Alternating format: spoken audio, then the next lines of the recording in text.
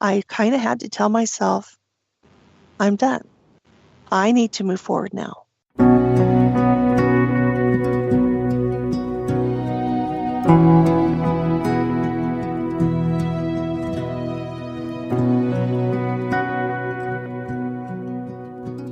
Welcome, friends, to the first episode of the third season of Heart to Heart with Michael, a program for the bereaved community. Our purpose is to empower our community with resources, support, and advocacy information. In this season, we're going to be taking a longer view of grief. Can we find peace and healing? Is there a way to move on despite our losses? What about the guilt some of us feel just even thinking about moving forward in a life without someone we loved and cared for? We're lucky to have returning guest and our producer and graphic artist, Nancy Jensen. Today's show is Release, Relief, and Peace. We'll be talking with Nancy about dealing with grief in the long term. Nancy has some unique perspectives to share with us as a bereaved parent and as a person who has suffered other losses as well. Today, we'll talk with Nancy about how healing can occur after the loss of a loved one, what advice she has for others, and how others can also achieve a sense of peace after the death of a loved one. Nancy and her husband Carl have 3 heart-healthy sons, Austin, Brandon, and Justin, and a daughter, Jessica. Jessica was born with complex congenital heart defects. Sadly, Jessica passed away on October 4th, 2010. She survived 22 years despite all her medical issues. Nancy has been a guest on Heart to Heart with Anna. She was also the first guest on Heart to Heart with Michael, for which she's also the producer. Nancy serves Hearts Unite the Globe as a graphic artist, and she serves the congenital heart defect community by offering compassion to CHD warriors, their families, and especially to bereaved parents. Welcome back, Nancy. You started off season 1 and season 2, and now you're starting off season 3. So I'm really eager to see how we're going to help others this year with coming to a sense of peace and finding healing. Let's get started. Thanks, Michael. I look forward to seeing what this season brings as well. We know that grief is a process. First, one feels bitterness. Eventually, we achieve a sort of bittersweet. And finally, we can arrive at a state of sweetness where remembering our loved ones is pleasant and brings us happiness. One of the ways I believe we achieve healing is through remembering our loved ones. So tell me some stories about Jessica that make you smile. One of my favorites is the story about when Carl would come home. Now, Jessica was tethered to an oxygen tubing, so she couldn't go very far. And she was mostly bedridden the last several years of her life. However, she could get up and walk. And when Carl came home from work, he would open her bedroom door and he'd say, "Hi, Jessie." And he'd close the door and he'd hide right around the corner, either in the kitchen or the living room or the front door, which was all very close. And she would yell, "Daddy's home." And she'd jump out of bed and come open the door and go find him and give him hugs and kisses. And that was something he always looked forward to. And of course, that's something he misses. But that was just something really, really fun for them to have together. You know, that's really great because we used to do something in our house. My kids would call me up when I was on the way home and ask me, "When are you coming home?" And it got kind of annoying. And every few minutes, "When are you coming home?" So finally, they would call, like, I'm on the stairs, coming up the stairs, coming home. And I would say, "Count to 10." And they would count to 10, and at 10, I would open the door and come in. And it was always a kind of a nice thing. And now my daughter, Sapir, is 22 years old, and she just pulled it on me last week. She said, "Count to 10. We had to be down. And I said, are you nearby? Are you here yet?" She said, "Count to 10. And I looked in there. She was outside the store. So that's kind of sweet. Yeah, I like that. I know you have a story about the Nutcracker, so let's hear that. Oh, one year, my sister and my sister-in-law and I took our girls to go see the Nutcracker. And Jessica was absolutely enthralled the whole time. She just loved the music and the dancing. And she says, "Mommy, it's just like sign language. I can understand what they're saying." And, she had to learn sign language to facilitate speech. And so that was just so touching that she could relate to it that way. And she swore the Nutcracker waved to her. And so, of course, Santa brought her a Nutcracker. And when she opened it, she just grabbed it and hugged it so much. And I have a picture of that. And that is just one of the really wonderful memories that I have of her. Plus, her cousins were there, and we just really had a good time. And So I always think of Jessica and that Nutcracker and how she just absolutely loved the ballet. That's really sweet. Do you think maybe because the ballet is music and it's visual and it's dancing and all of that going on at the same time, do you think it was just like an overload and she just, drank that in? It could be. She always wanted to dance, always. Mm-hmm. And she was Mm-hmm. always too blue. She'd get short of breath walking across the room. Right. So obviously, dancing wasn't something she could do. No, but it's like But flying. It's freedom. it is. It was. And, the funniest thing, the lady with the cake dress was her favorite part when that lady lifts up her dress and all those children run out from underneath the cake dress.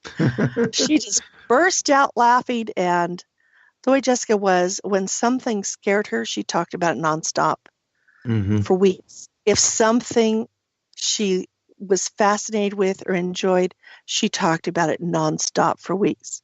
And this she talked about months and years. She just absolutely thoroughly enjoyed it. And so it was, and she loved music. And so this was really something that really touched her heart. And it was really awesome that we got to go and see that together. We can't talk about Jessica without talking about the butterflies. So tell me about the butterflies. Well, it was probably just about a week or less before she passed away. And she knew she was dying. And she had kind of made her peace with it. And she woke up one time when I was sitting with her and she just said, "Mommy, I'm going to send you butterflies from heaven, okay?" And it took me by surprise. I never thought she would say anything like that. And I said, "Of course, Jessie, I'll look for every single one." And we see butterflies everywhere all the time. And that is just something that's so close and near and dear to our heart. People gift me butterflies. I have butterflies everywhere. I put butterflies in a lot of my artwork that I do. And I just, even when Carl and I are watching a movie and I see a butterfly and it's like, "Hi, Jessica." I even have friends in Australia and England that tell me, "Oh, I saw a butterfly." And I said, "Hi, Jessica." So she makes me laugh. It's true, though. I now think of her every time I see butterflies as well. You've done that to me. That's now just a part of me forever. Every time I see a butterfly, I'm going to be thinking Jessica.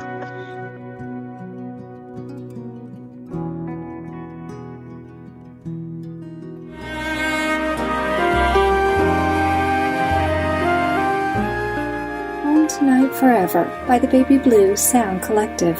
I think what I love so much about this CD is that some of the songs were inspired by the patients. Many listeners will understand many of the different songs and what they've been inspired by. Our new album will be available on iTunes, Amazon.com, Spotify. I love the fact that the proceeds from this CD are actually going to help those with congenital heart defects. Enjoy the music.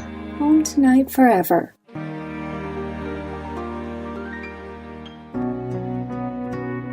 You are listening to Heart to Heart with Michael. If you or someone you know would like to be a guest on Michael's program, please email him at michael@hearttoheartwithmichael.com. Now, back to our program. Let's talk about the relief that comes with death. Now, this isn't something that we often talk about because people get all caught up in the guilt, but I think you and I can address this topic and separate the feelings. I know, for example, you told me recently that you had a chance to go out for lunch with Carl, your husband, which is more like dinner for you, but lunchtime for him. And you had a chance to go out and you were able to just drop everything and go. The idea being this is a kind of a freedom that you could not have done before taking care of Jessica, 24/7. So tell me what's that like to go out and what's it like to do things that you don't normally do? And then tell me, do you feel guilty when you do that? Well, Michael, I used to. And since I really did have to take care of Jessica 24/7.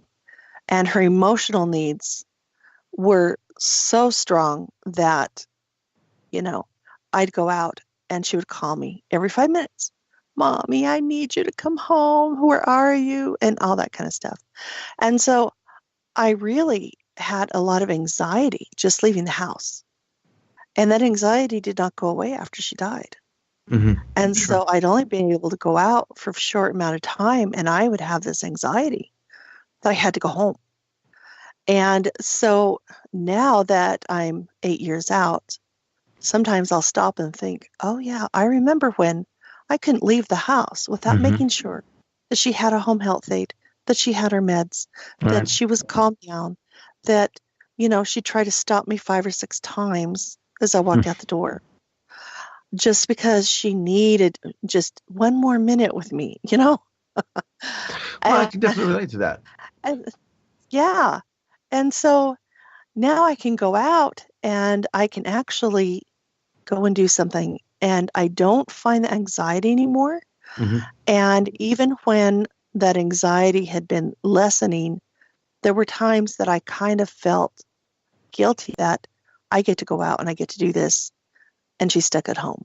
I think there's a difference between anxiety and guilt in this kind of situation, because you miss the times maybe when you had to be there. You miss the times when you had to do all of these things. But on the other hand, there's a whole world out there that is now available to you in a way that it wasn't before.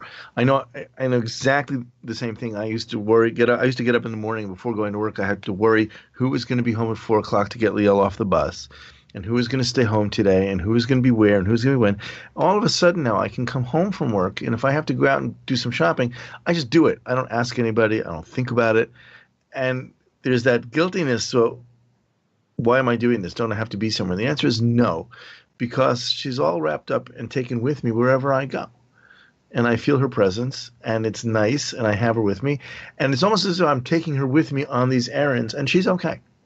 Do you get that? Oh, 100%. That's a very, very nice way of putting it, because, for a while I did have guilt that I was moving on with my life and doing things that I never could do before. But one of my sons taught me something very important. Mm-hmm. After his sister died, it was like his time to live. Mm-hmm. Because of her anxiety, because noise bothered her, because of all these things of her being so sick the last few years of her life, my sons did not invite friends over. They did not have parties. Exactly. And they didn't go out much. And so once she was gone, my middle son, who was going into his junior year of high school, he was like, Mom, can we invite friends over? I said, sure. Really?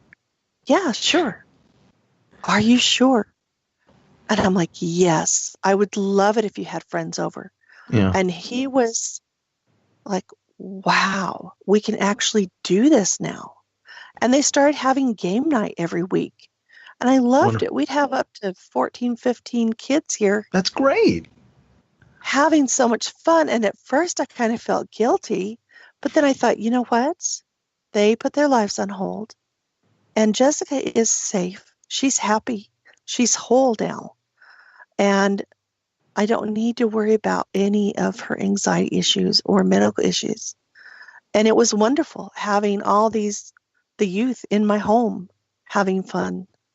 So, yeah, he taught me a lot by doing that. And he went out and was in drama, and he went to parties, and he went to dances, and he went on dates. And that was just really awesome. We really can't change anything.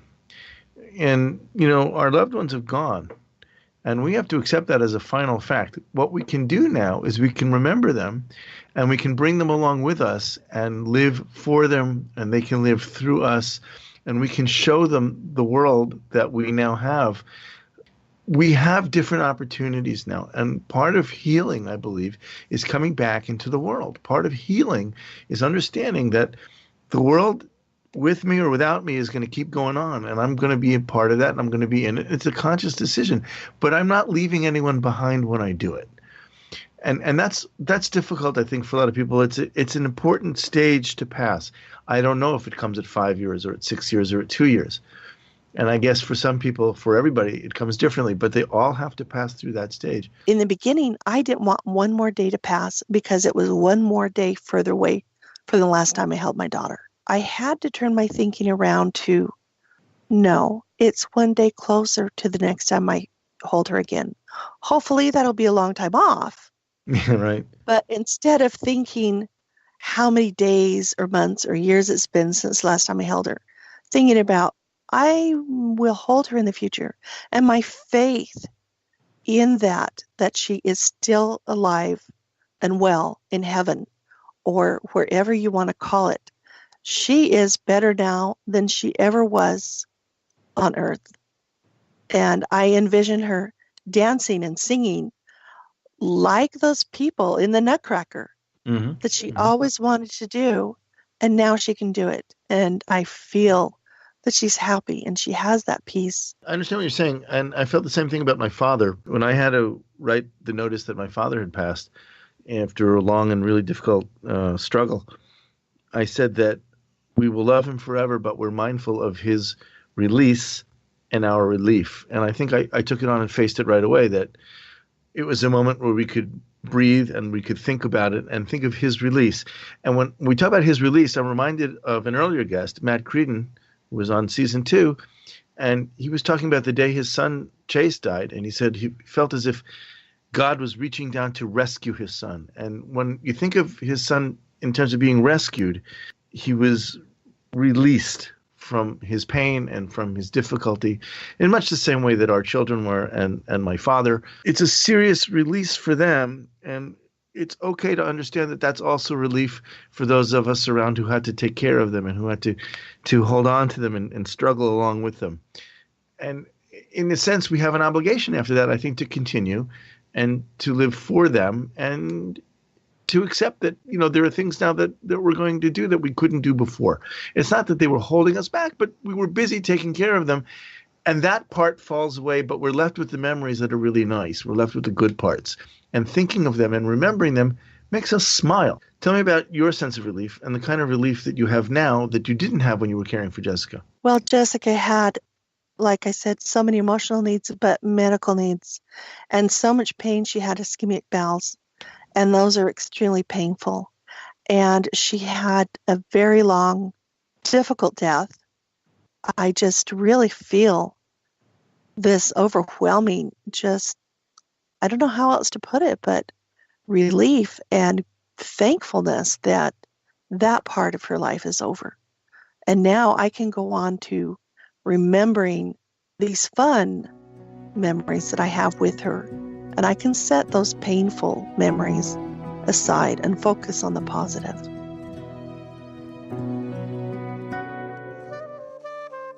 If you've enjoyed listening to this program, please visit our website, heartsunitetheglobe.org, and make a contribution. This program is a presentation of Hearts Unite the Globe and is part of the Hug Podcast Network. Hearts Unite the Globe is a nonprofit organization devoted to providing resources to the congenital heart defect community to educate, empower, and enrich the lives of our community members.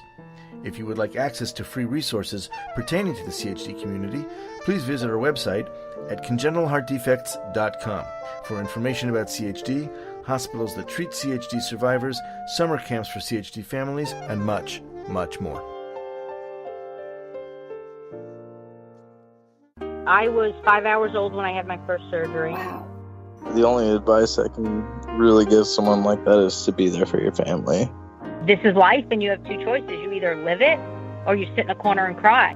I am Anna Jaworski and the host of Heart to Heart with Anna. Join us on Tuesdays at noon Eastern Time on Spreaker or Blog Talk Radio. We'll cover topics of importance for the congenital heart defect community. Remember, my friends, you are not alone. You are listening to Heart to Heart with Michael. If you have a question or comment that you would like addressed on our program, please send an email to Michael Liben at michael@hearttoheartwithmichael.com. Now, back to Heart with Michael. Nancy, we've been talking about some really tough topics today, dealing with guilt and coming to a level of enlightenment about how we move from one chapter of our lives to another while we're still dealing with the grief. Remembering our loved ones is something that is so important to us in the bereaved community, and why we devoted an entire year to celebrating our loved ones. So now let's talk about what advice you would give to those who are just beginning their bereavement journey with regard to maybe showing themselves compassion for the feelings of guilt they will experience and the combination of contradictory emotions that all of us go through as we grieve. Well, part of my advice would be to everybody grieves differently. There's no one right or wrong way to grieve. And know that your life is going to go on and you will be able to breathe. You will be able to move forward. And my uncle, who had lost a son to cancer about 12 years prior to Jessica's death, he came to me at Jessica's funeral. He gave me a great big long hug, and he said, "Stay busy doing good things." And he said it like that. That's so true. And, there have been times when I caught myself wandering the house, not knowing what to do, because Jessica had been my full-time job 24/7 for over 22 years. Carl and the boys were at school and at work, and I didn't know what to do. And that would remind me, keep busy doing good things.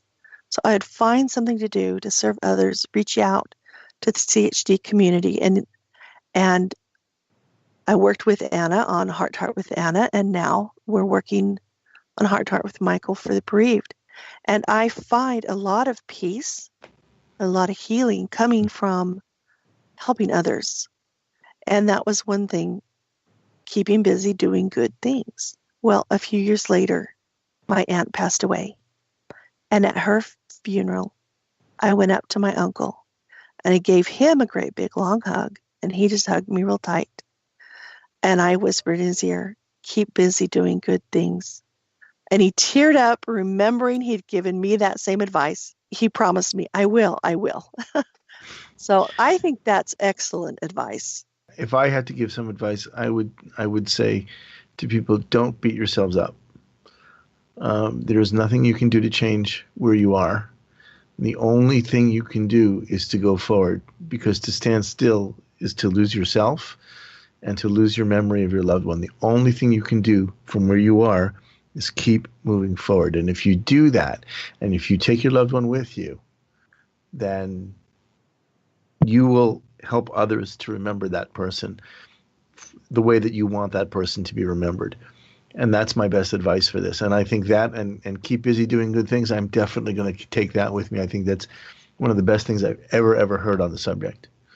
Yeah, I agree. And your advice is really excellent too. You have to keep moving forward. Well, I've seen people stagnate. We talked about this at the end of last season. People stagnate, and then they find a reason to get up. They find a reason to move. They find a reason to do something in somebody's memory every day. And then that helps them get back into the world. That helps them come back to where they need to be.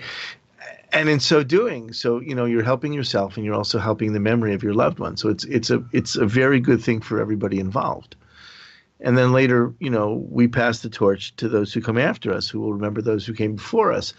And it's our job to do that. And if you look at it that way, then you have a reason to move forward, and then you can. But I'd like to end the episode by talking about peace. Tell us about how you've started to come to a sense of peace about your loss. And what does that feel like? Will we ever stop crying over those we've lost? As far as will we ever stop crying over the ones we've lost, there are maybe different days or something will come up, and I'll find myself in tears. I just recently lost my father-in-law just last month. And he was a dad in every sense of the way for 33 years. And so I'm grieving his loss. However, he got to grow up in a normal childhood. He got to go to college. He got to get married. He got to have an excellent career in biochemistry. He got to have children and raise them, and he got to have grandchildren and even a great-grandchild. And those are things that Jessica never got to do. And so I've had to make my peace with that part of her loss. She was a very sick little girl her whole 22 years. And I've had to make my peace that just wasn't going to happen for her. And I'm grateful, truly grateful for the time that we did have and the good memories that we did have, and focus on that. And so we had discussed the difference between losing a parent versus losing a child, because a parent most likely has been able to do all these things and accomplish all these things.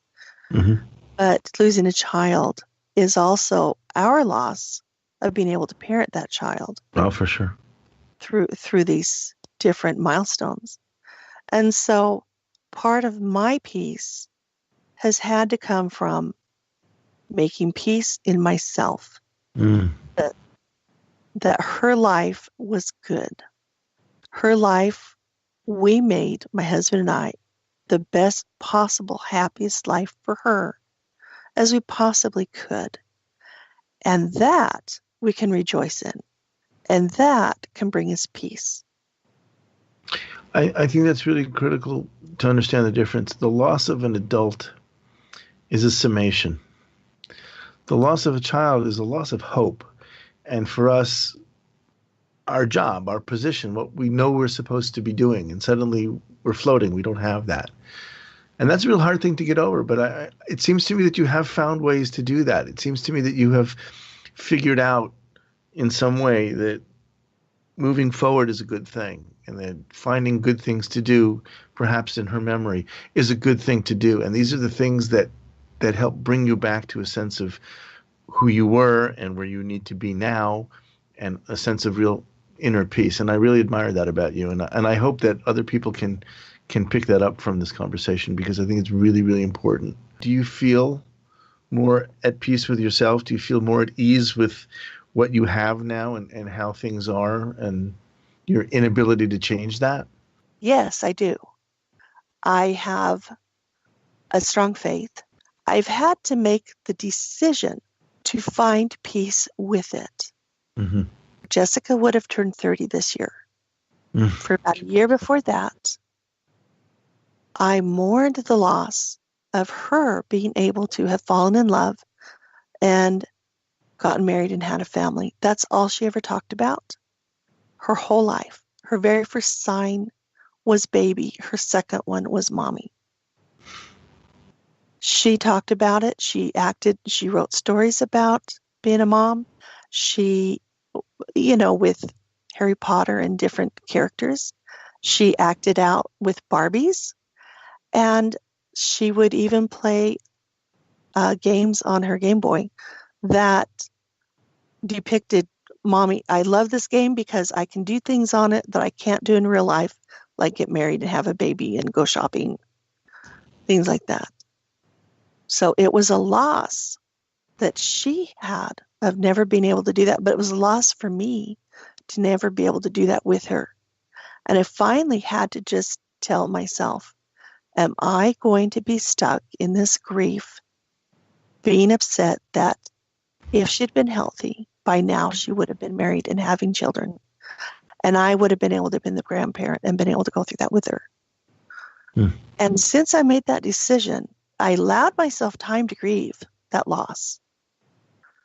But then I kind of had to tell myself, I'm done.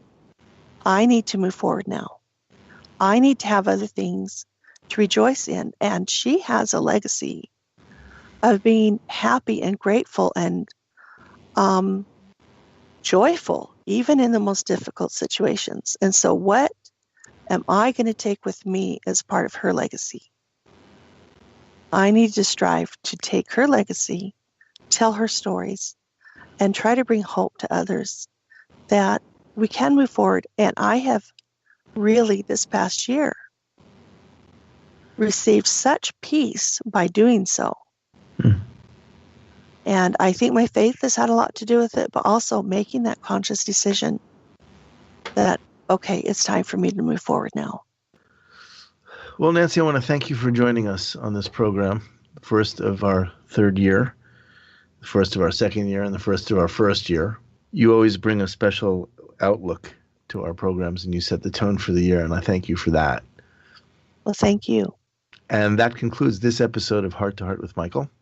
I want to thank Nancy Jensen for sharing her thoughts on healing with us, and I hope her story has brought some hope to those who are listening.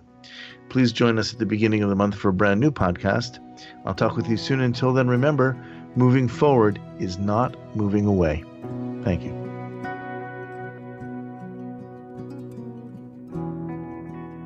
Thank you again for joining us. We hope you have gained strength from listening to our program. Heart to Heart with Michael can be heard every Thursday at noon Eastern Time. We'll talk again next time when we'll share more stories.